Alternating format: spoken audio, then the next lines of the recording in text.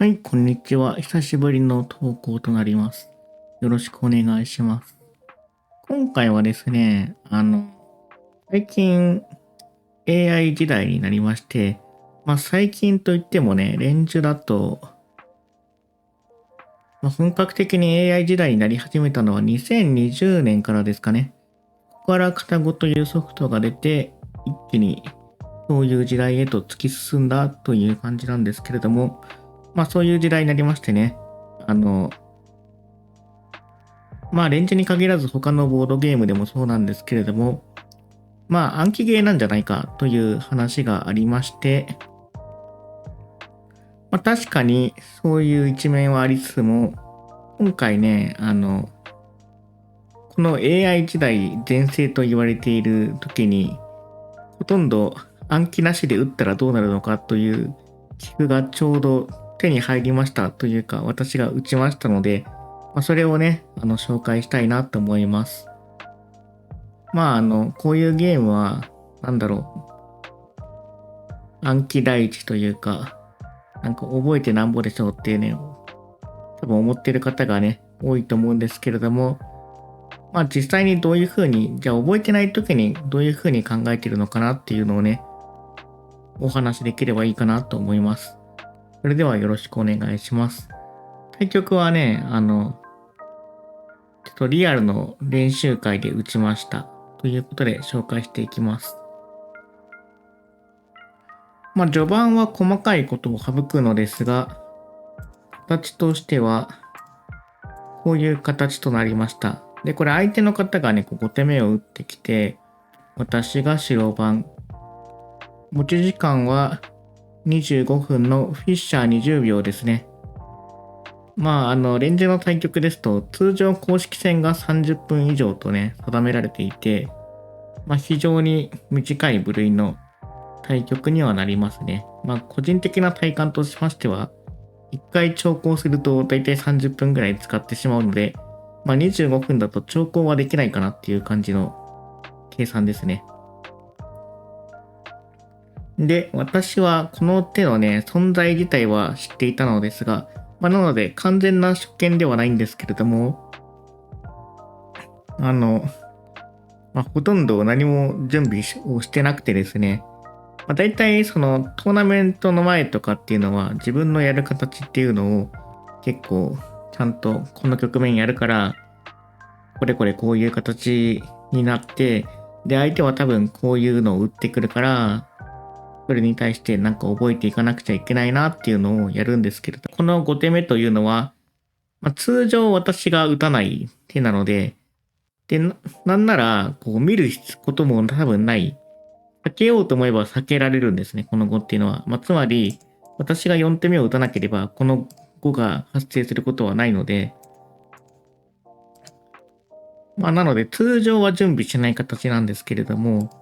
今回はね、練習ということで、普段やらない形をやってみてもいいかなというふうに思ってやりました。で、私の事前知識としましては、6個を打ちまして、で、7が、一応これとこれの2択あるのかな。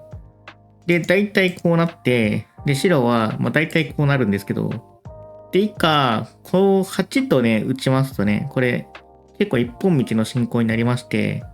で、その一本道の進行っていうのをね、あんまり覚えてなかったんですよ。具体的には、こうなって、引いて、打って、これも打っちゃうんだったかな、ちょっとよく覚えてないんですけど、こういう感じでね、やっていくんですけれども。で、それを、この進行結構、見てわかる通り、黒が白を囲っていくんですよね。囲っていって、白がその細い攻めをつなぐという進行で、ちゃんとね、これは本当に、ある程度、どういう手が有効であるかっていうのを覚えてないと、だいぶ辛いんですよね。で、これやりたくないなって思ったんですよね。やりたくないなと思ったので、私は本譜でこちらの8を選びました。で、私の知識は、この8が成立するらしいということは、分かっているという程度ですね。で、あと、全体的には、手は広くなるんだけれども、ちょっと局面の形勢は黒に偏るよと。こちらの対処の手段はいろいろ多くなるんだけれども、黒が有利になりやすいと言われている形ですね。なので、この8は、ほとんど打たれないですけれども、どちらかというと、私好みの手ということで、こちらをね、採用することにしました。で、9、10、11となりまして、ここで私としては、完全な初見なのかな。もしかしたら、すごい何年か前に打ってるかもしれないけれども、個人的な認識としてはほぼ完全な初見となりました。で、今の時代のレンジで、この11手目打たれた時に初見っていうのは、結構絶望的でですね、普通にレンジを打たれる方はね、全然意識しなくてもいいんだけれども、こう大会で、強い方と争おうとすると、大体、例えばこの11だったら、考えられる白の対処がいくつかあるんですけれども、それぞれに対して、20手目から30手目ぐらいまで、主要な進行の、最低1通りぐらいは、覚えてくるという方が、多分多いと思うんですけれども、今回完全な無でしたので、ここから考えるということになります。で、じゃあ何を考えるかっていうと、まず直近黒が何があるのかっていう話からですね、始めますと、仮に白がパスをしたとして、黒は3を打って止めて、3をして止めて、3という手がありますね。で、なおかつ、白はこの黒11丸の局面で、連や剣先を持ってないので、何かしらね、絶対に受けなくちゃいけないんですね。で、どう受けるかっていう話になるんですけれども、例えばね、受けるだけだったら、こうとか、こうとか、この攻め筋さえ止めていれば何でもいいので、こうとか、こうとか、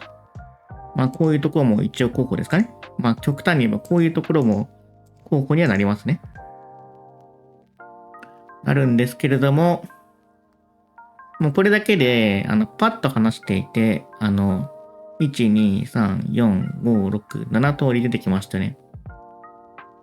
で、まだ候補集自体はあるんですよ。例えばこういう手とか、あとは、ここに3を打たれた時に何か先手になるようにするということで、こういう手とか、3は打たれちゃうけど、この飛び3を打てないようにするということで、こういう手とか、あと同じような理由でこういう手とかもあるんですよね。で、今何通り出したかっていうと、1、2、3、4、5、6、7、8、9、10、11かな？数え間違えてたら申し訳ないんですけれども、大体、ほぼ10通りぐらいの選択肢がありまして、で、後から調べてみると、そのうちの1、2、3、4、5通りか6通りぐらいが、局面としてはそれなりに有効な手なのかな。形勢はちょっとね、厳密に言うとどれがより落としてとかあるんだけれども、5通りか6通りかぐらいは、局面としてはどうやら成立する手ということらしいです。すごい厳密になんかソフトとかでね、こう、ぐわーって調べて、めちゃめちゃ掘りまくったら、この手は実は成立しないとかいうのあるかもしれないんですけど、軽くね、複合検討程度に動かす感じだと、その5通りぐらいは打てそうだという感じですね。じゃあ、この中のどこを打つのっていう話をしたときに、通常、黒番と白番ではね、考え方がちょっと違いまして、黒番っていうのは先手を持ってるので、自分で局面をこう作っていく、攻めていく、クリエイトしていく側なんですね。でそれに対して白は黒のやりたいことを守っていって、後々カウンターを狙うというのが、基本となるのですが、で、そういうことを考えたときに、じゃあ黒のやりたいことって何なのっていう話ですよね。まず、どこでもいいんですけど、なんか適当に送ったら分かりやすいかな。例えばこういう手打ったときに、黒何したいのっていうことを考えるんですよね。で、何したいのっていうことを考えるときに、一番大事なのはどこに攻めるのっていう話で、それをね、白が次の手を打つ前の段階で分かっておく必要があるんですね。で、どのくらい分かっておく必要があるかっていう話をすると、そんなに超具体的に、ここっていうのがね、分かんなくても、一旦大丈夫。大体、そうだな。今、なんか盤のなんか上の方と下の方、左側の方と右側の方とあるんですけれども、そのうちの、大体じゃあ左側に攻めていきたいのか、右側に攻めていきたいのか、上側に攻めていきたいのか、下側に攻めていきたいのかっていうことは考えます。で、それを考える時の基準の結構ね、大事なものとして、広さっていうのがあるんですけれども、黒に別に色に限らず、5連をね、最終的に作るというのが、このゲームの目標ですので、5連を作るにあたっては、スペースが必要なんですね。なので、より面積が広くて、なおかつ相手の石が少ない方、自分の石が多い方に攻めていくのがいいっていうことを考えたときに、おおよそ、右側よりは左側の方がスペースがだだっ広い。その中で上に来るか下に来るかはわからないけれども、なんとなく左側の方に黒は攻めていきたいんだろうなということを考えます。ってなった時に、例えば、同じ詰みを止めてるような手でも、こういう手をやると、黒は左側に攻めていきたいのに、白は右側から受けちゃってるよと。だから、なんかどこに次打ってくるかわかんないけれども、適当にこういて打たれると、ちょっと痛いよねっていうことになりますね。で、仮に、どっか左側から受けたときに、じゃあ黒はそうすると右側に多分攻めてくるとか、これでも左側に攻めてくるっていう話はあるかもしれないですけれども、仮に、今度は右側に攻めてきたとして、今度は右側に攻めてくるときには、例えば、こういう手かな。何でもいいんですけど、これは、こういうのですぐ勝っちゃうけど、白が。こういう風に右側でなんか攻めてきたときに、なんとなく右上ちょっと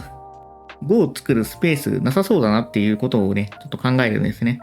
で、そうなったら、右側に攻めてこられるのは大丈夫そうだから、左側をなんとかうまいことケアする手を考えようということになります。で、そこまでが大まかな方針で、っていうことを考えたときに、とりあえずこれとかこれとか、黒の手に対してどのくらい制約を与えるかっていうことで、例えば、左側に受けるって言っても、こういう手をね、打つと、この白12っていうのが、連も剣先も作ってないので、何の反撃を残してないんですね。なので、確かに受けてはいるんだけど、例えばもっと外側に回られちゃうよとか、この12を無視して、そうだな、こういう感じかな。こういう手とかで、結構自由に展開されちゃうよと。そういうのをどのくらい許すかということになりますね。全然相手に自由に打たせる代わりに自分が何かを得をするという打ち回しもあるので、その辺はなんていうかケースバイケースなんですが、私がこの時考えたのは、あんまり自由に打たせたくないなと思いまして、っていうのは、何がね、来るかわかんないので、完全に初見の局面で、なおかつ相手がこう有利だっていうことが分かってるときに、なんか好きなようで攻められたくないんですね。なので、こういう手とか、こういう手か。こういう手はちょっとやめます。例えばね、白12って言ったら、次に白は、こうとか、こういう狙いあるんですけど、黒からね、結構好きなように、好きなタイミングでしっかりしていけるので、こういうのはね、負けないかもしれないんだけど、ちょっと怖いんですよね。黒のなんか先々の手がね、選択肢が多すぎて、本当に大丈夫かわかんないから、こういう手はね、通ることをあらかじめ研究して分かってればいいんだけど、分かってないっていうのは結構怖い。ということで、何をやったかというと、こうします。これは、どういう手かと言いますと、何もしなければ、3を引いて、こういうな感じでね、どんどん攻めますよというような手、なおかつ、先ほどの、こういうふうにね、打つような手に対しては、これどっちで止めるかっていう話はあるんですけれども、次にこうされたときに、この手がね、勘じゃないよ。だから止められるよという手ですね。を打ちました。相手は、この12という手によって、白に連ができたので、これを止めてきました。これはね、極めて自然な手で、私もそうしてくるだろうなと思いました。で、14とこう打ちました。これは、黒が左側に攻めていきたいので、白があらかじめそこをケアするという手ですね。で、なおかつ何もしなければ、こういう手から攻めていくよということですね。あと、黒がもし遅ければ、黒が本当に何もしなければこうとか、こういう手がね、先手で入ったりとか、何かの時に、黒がね、こういう風にね、3を引いてきたとかいうことがあった時に、こう止める手がね、一回見せてっていって、ここに飛散があるので、黒が何かしらね、受けなくちゃいけないっていう、一回先手をね、取って何か別の受けをする余地を残すっていう、安全策というか、専門的には攻防手という言われ方をするんですけれども、そういう手です。で、黒はこう止めました。黒は白の連や金先を止めながら自然に連をね、増やしていけるので、これ極めて自然な手ですね。で、当初、この14を打つときは、打つ前っていうか、打つ直前までは、これに対して、こうするつもりでいたんですけれども、これが、どうやらこの手がね、ちょっと問題みたいで、っていうのは、こうなって、こうして、こうして、こうすると、どうやら積んでしまうという話がありそうで、やめました。いや、これ、あんまり深く読まなかったんだけど、大丈夫か？積んでますね。こうなって、いや、この3活用されて積むの痛すぎるよな。これ止めて、この、ちょっと待って、まだちゃんと分かってないんだけど。いっか。なるほど。これは、こういう手を残していて、なおかつ、なんか止めれば3引けるぜっていう手で、そのまま詰ましちゃおうってことですかね。っていうのは、こういうところまでは、ちゃんと読めてなかったんですけど、これなんかいかにも超いっぱいつくからやばいんじゃないかと思って、この白16は読みました。で、変えて、こうしましたね。で、この白16はあんまり形は良くなくてっていうのは、ちょっとぐちゃってしてて、発展性に乏しい受けではあるんですけれども、この場合は一応次にね、こうとか、こうとか、こうとか、ここうとかっていう手を残しているのと、この黒の縦の剣先と、こう左側からの連携を直接的に止める手なので、受けとしては有効かなという気持ちで打ちました。で、黒は3を引いてこうしてきましたね。で、これの狙いは単純明快で、飛び3して打って3があると。これを止めなくちゃいけないので、手の選択肢は結構絞られるんですけれども、例えばこう、こういうことをしちゃうと、こうなって、こういう手が来るんですね。で、これが次に、ここに資産があるんですけれども、これを止めさせて、こうして、こうして、こうと。すると、ここに資産ができるので、こういうのはダメですよと。なので、結構選択肢絞られるんですね。というわけで、本譜はこうします。この局面にたどり着くまでに、ちょっと私の持ち時間がだいぶ、もう25分あったのが最初。この時点で残り、どのくらいかな ?5 分ぐらいになってまして、フィッシャー20秒なので、時間切れの心配はね、1.20 秒以内に打ってればないんですけれども、ちょっと、持ち時間が心もとないという感じですね。で、相手の方は、こうしてきました。そうですね。これも自然な手ですね。こういう風にね、こう空間を外側から囲ってる側は、相手をじっくり止めると、こう、有利を拡大していくっていうことがね、簡単にできるので、それがその外側に回る優位性ですよね。対する私のようにこう囲まれてる側っていうのは、ちょっといろいろ技を使って頑張らなくちゃいけないということになります。というわけで、こうします。これは、本当はね、21ってこう、下側から受けてて、なおかつこれがね、この辺のすごく広い場所に進出する手を見据えているので、本当は例えばこうとか、そうじゃなくてもこうとかから打って、ちゃんと下側をケアしたいというのが気持ちとしてはあるんですけれども、個人的にはね、この3をね、いつでも引けるっていうのがちょっと嫌で、これが、入ってしまうと、難しいんですけど、ちょっと反撃の筋が乏しくなってしまうっていうのと、この剣先とね、ちょっと連携が良くて、これを嫌ってこう止めました。じゃあこれの時に黒がこれ仮に無視してきたらどうなるのっていう話をすると、当時の読みではこれで多分勝ってるはずなんですが、本当に勝ってますよね。そうですね。勝ってるらしいですね。なので、黒は、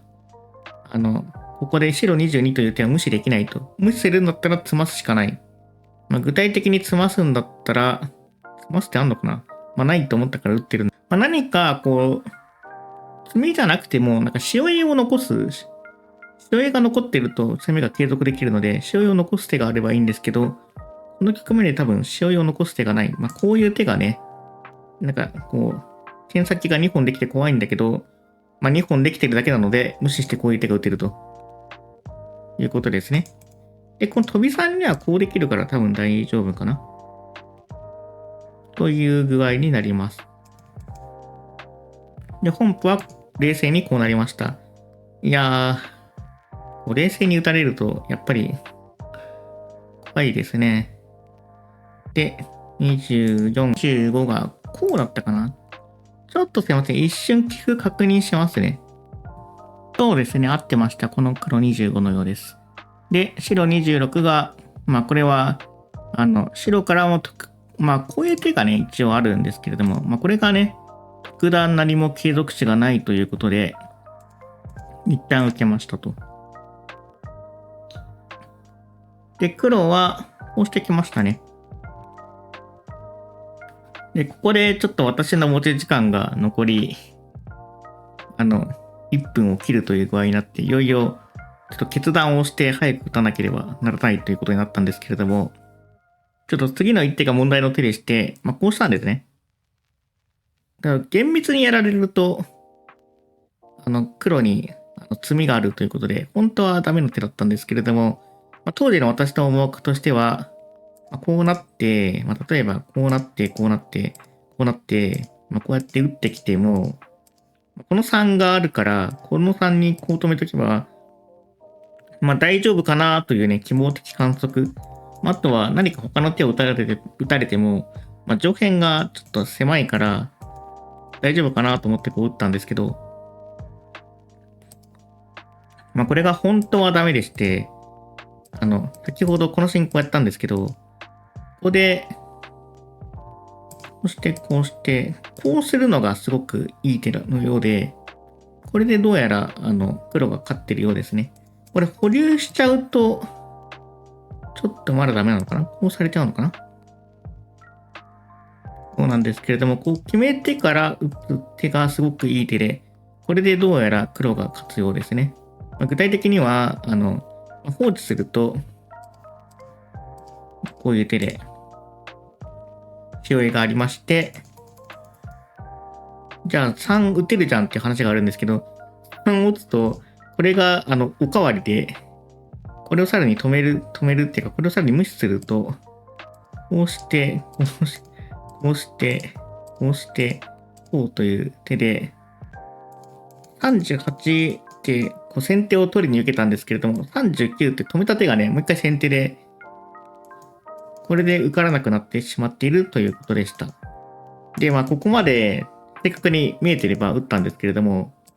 打ったっていうか、この28を多分打たなかったんですけれども、分かってなかったので、多分積まないだろうと思って打っちゃったんですけれども、本当はこれ決めちゃって、こうとか止めるべきだったようで、本譜は29取って、こうなります。お相手の方もね、残りなんか2分とかなので、あんまりじっくり詰みを考えてる暇がないんですよね。なので、ちょっとそれもあって時間に追われたかなというところがあるんですけれども、この32は、31は、詰みが消えてしまっているということで、この手で形勢がちょっとこちらに傾いたのかな。で、この、とはいえ、現状放置すると4から3という手があるので、これをね、なんとか受けに行きますと。本譜は飛び石を打ってから押しました。飛び石はちょっと打たなくてもいいかもしれないんですけれども、なんとなく、例えばね、こうした時に、こうなって、なんとなく、このラインが、なんか、何かしら繋がってきて、突然負けると嫌だったので、万が一でも負けないようにこういう手を打ちましたね。で、この34っていうのが、こちらとしては攻防手で、黒が何もしなければ、3を打って、33という手がありますね。で、これはなんか一見ね、4の連続で受けられると思うかもしれないんですけど、こうなって、こうしても、返す手がね、また4で、これをね、止める手段が黒にはないので、この白のね、3打って33という手はね、黒がちゃんと止めないといけないということになりますね。で、本譜は何をしたかというと、1回打ったのかな？打って、少々お待ち。はい。35は打ちまして、37こうしましたね。これは、こういう風に、将来的に打ってきたときに、この4を用意したっていうことと、もう一つ、こうなっても、これはこれでいいということで、これに、これを一応用意してるっていう意味合いがありますね。なので、単に例えばこう受けると、これが何にも残してないので、白にこう例えば好きなとこ打たれちゃうということで、それを不満と見て、何か先手を取れないかということで、37と打ってきました。これはね、黒の、この手の具体的な善悪はちょっとわからないんですけれども、黒の精一杯の手だと思います。で、白もそれに応じるように38と打ちました。で、これは、直接的には、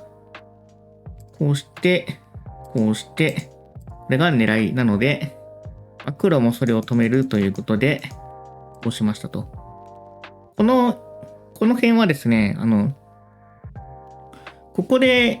何が起きてるかっていうことは、自体は大事じゃなくて、どっちがこう主導権を取れるかという争いをしてるんですね。で、主導権を取った側は、例えば、黒だったら、そうだな、なんか適当な場所でもいいんですけど、例えばこういうとこに先に打ちたいと。で、例えば白だったら、こう、こういう手ですとか、こういう手ですとかで、今度は下側がね、結構広くなってるので、この広くなってる場所に先に打って、攻めの主導権を得たいという争いを今やってます。なのでね、上辺でね、勝てるかどうかっていう話は、あんまりお互いに考えてなくて、いかに上辺を先手で収めて、下側に先着するかっていう攻防を、黒も白もやってます。で、こうなりまして、3を引きまして、41、42、43。そうですね。この辺は、黒も頑張って先手でどうにか収めようということですね。45となりました。この45っていうのが、その後手を引いてしまっているので、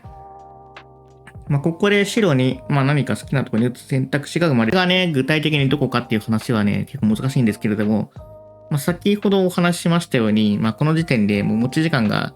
1.20 秒ぐらいしかないので、あんまりちゃんと考えてる余裕はないんですね。なので、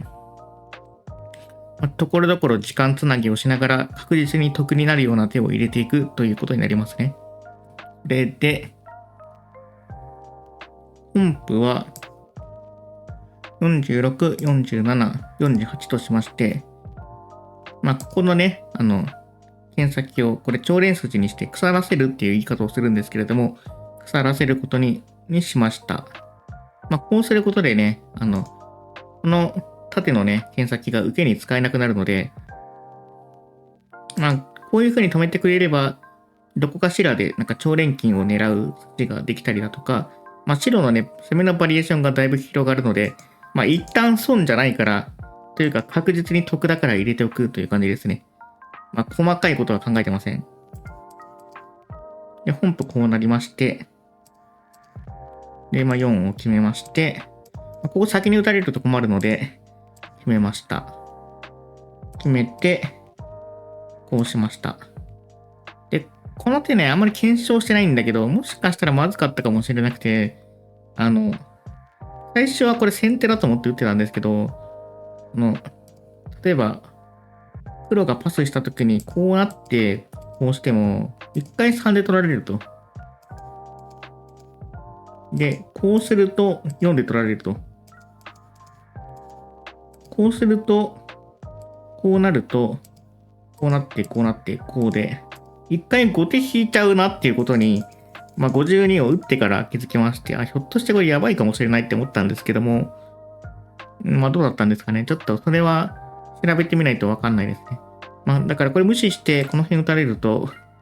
ちょっとやばいかもしれなかったと思います。どうなんだろうな。でもこれ、打つ場所も結構難しいかもしれないのか。こうして、こうとかでね、白も反発してくる手があるから、正確に、この45と21のね、連携のいいところに打っていかないと、ちょっと攻めが潰れるかもしれないという感じですね。で、本譜は、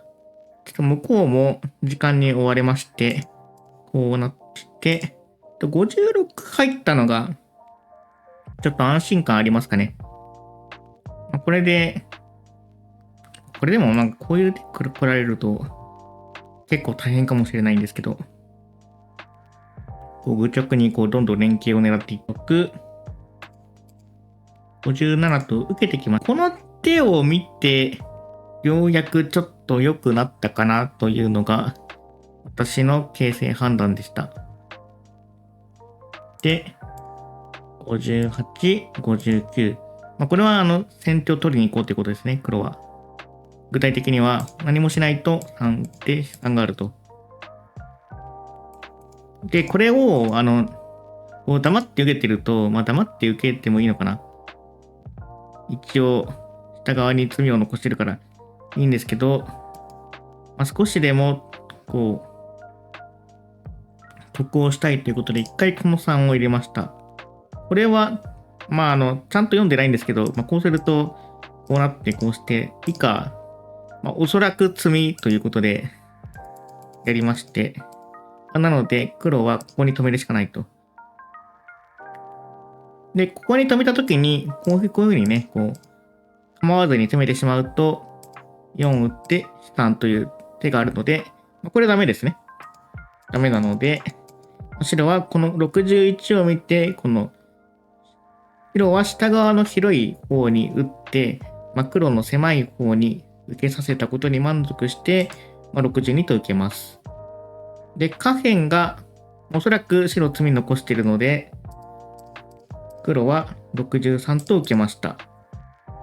で、一旦、ここで白の先手が確定したので、ほっと一息ということで、ただ時間がないので、もう具体的な方針を練っている余裕などはみじんもなく、適当にそれっぽい手を打って攻めをつないでいくということになりますね。で、64。部分的にはね、こういう手で勝ってればすごい嬉しいんですけれども、これ勝てなかった時に単純に味消しになってしまうので、ちょっと見送りました。で、方針としては、こうなった時に、右側の、この辺のと繋がるっていうのと、あとは、ここにおいてね、広い場所っていうのがこの左下なので、こっちに向かって攻めていくというのが方針ですね。で、64、65となりまして、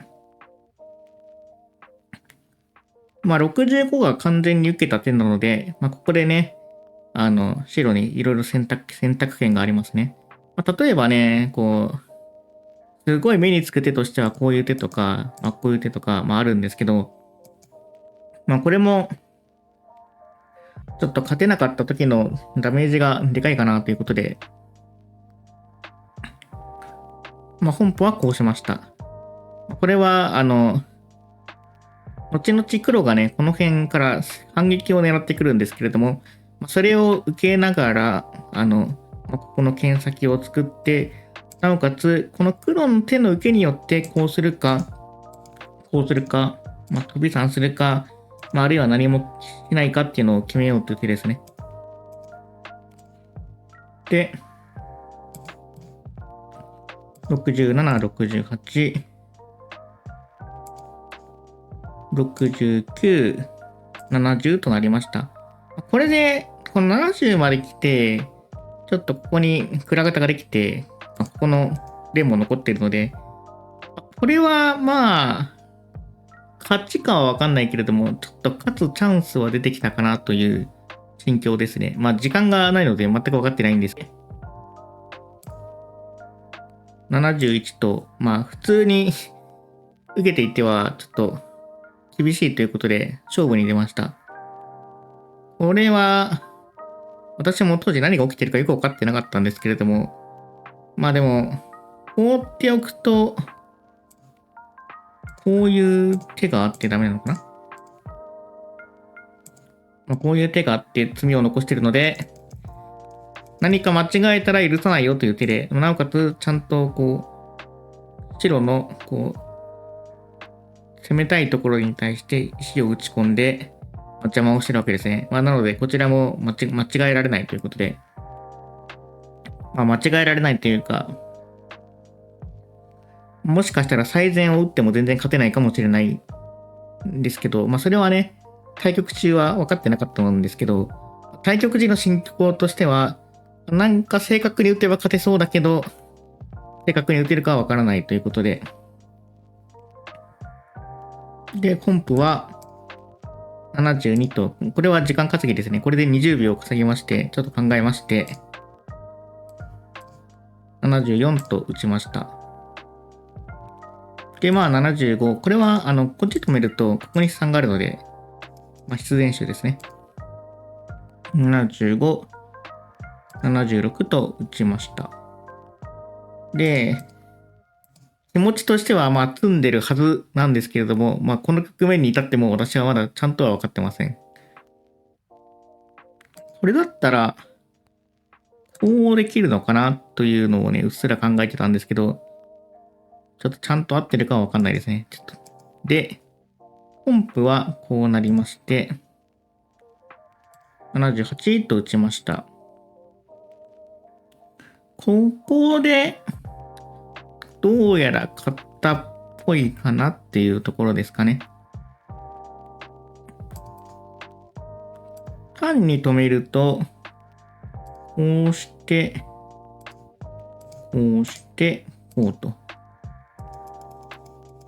で、こちら側に止めても関係ないので、まあ、ここまで打ってようやく詰みに入ったかなと思いました。でポンプはこうなります。以下は塩いとなります。こうして、こうして、こうして、こうですね。で、本譜は86まででお相手の方が投了しました。というわけで、一局を振り返ってみたのですが、いかがだったでしょうか。まあ、なんか、全然ね、この数値を覚えてるからとかいうのではなくて、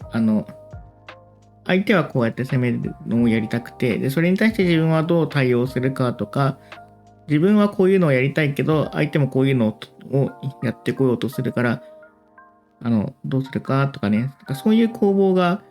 結構見受けられたんじゃないかなと思います。こういうのはね、確かに、AI の手をね、超暗記しまくれば、すべてスキップして、まあ、暗記だけで勝てなくはないのかもしれないんですけど、それすごい大変で、まず単純に量を覚えるのが大変で、なおかつ、その記憶を、ずっと維持し続けなければならないという問題がありまして、で、それが、まあね、